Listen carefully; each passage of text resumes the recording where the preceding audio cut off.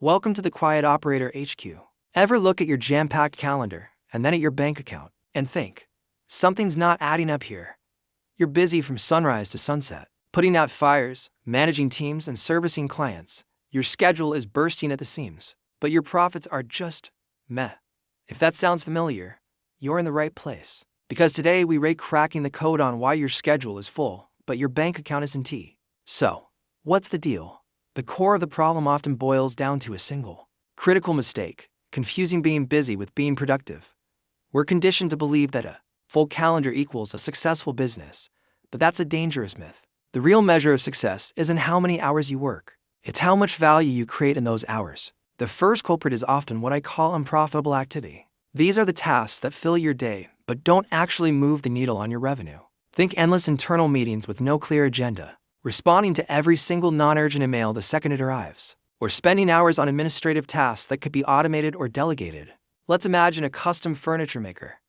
Let's call him Alex. Alex spends 60% of his time responding to inquiries, creating detailed quotes for people who are just window shopping, and managing his social media. He's incredibly busy.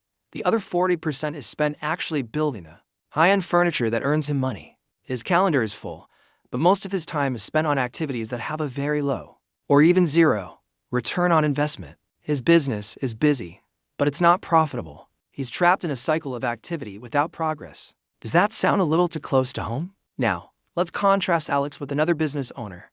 Let's call her Sarah, who runs a marketing agency. Sarah used to be in the same boat, drowning in client calls and endless revisions. Her schedule was a nightmare. Then she had a breakthrough. She realized not all clients and not all tasks were created equal. She started analyzing her business and discovered that 80% of her profits came from just 20% of her clients, the ones who valued her strategic advice, not just the basic grunt work. This is the Pareto principle in action, the classic 80-20 rule. And it's a game changer. So, how do you fix this? The first step is to conduct a ruthless audit of your time. For 1 week, track everything you do. And I mean everything. At the end of the week, categorize each task into one of 3 buckets: high-profit activities, low-profit activities, and no-profit activities. High-profit tasks are those directly tied to generating revenue, like closing a sale, delivering a high-value service, or developing a new product. Low-profit tasks are necessary but don't make you a lot of money, like basic admin or routine client maintenance. No-profit tasks are the time wasters, endless scrolling, unnecessary meetings, and disorganized work. You will be shocked at what you find. Once you have this data, the path becomes clear. Your mission is to systematically eliminate, delegate, or automate the no-profit and low-profit tasks. For the no-profit tasks, just stop doing them. Be ruthless, decline meetings without a clear agenda.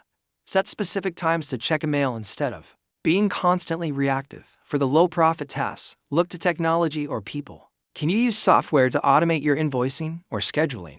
Can you hire a virtual assistant for a few hours a week to handle customer service inquiries or data entry? This isn't about spending more money.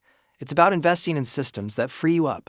This frees up your most valuable resource, your time, to focus exclusively on the high-profit activities. Just like Sarah, you can now dedicate your energy to nurturing your best clients, innovating your services, and working on your business, not just in it. Imagine replacing 4 hours of administrative work each week with 4 hours of strategic sales calls. The impact on your bottom line would be massive. It's about shifting from being a busy operator to becoming a strategic owner. Your goal is no longer a full calendar. It's a full bank account and the freedom that comes with it. So, the challenge for you this week is to start that time audit. Stop celebrating busyness and start celebrating profitability. You'll not only make more money, but you'll also reclaim your time and your sanity. That's the real win.